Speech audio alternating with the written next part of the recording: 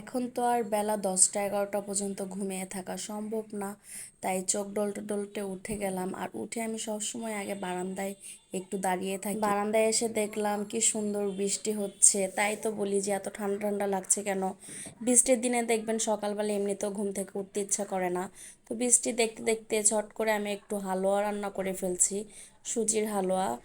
আর এখানে আমি গুড় দিয়েছি, দুধ দিয়েছি, এই জন্য কালারটা এত সুন্দর হয়েছে।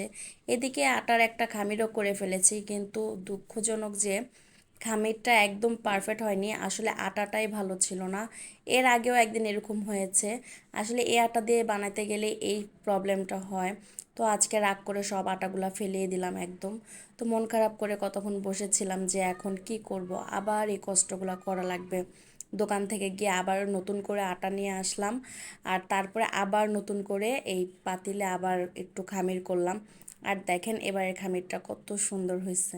তারপর ঝটপট করে রুটিগুলা বানিয়ে নিব এখন।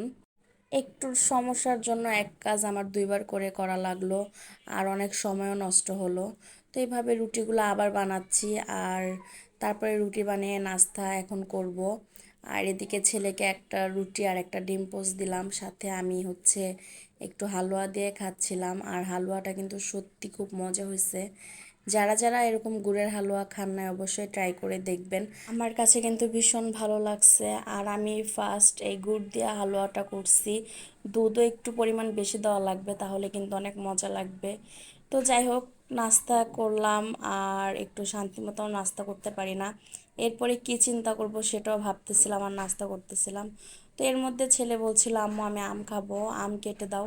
তো তারপরে তাড়াতাড়ি করে দুইটা আম নিয়ে আসলাম। আমগুলো এখন সুন্দর করে ওকে কেটে দিব।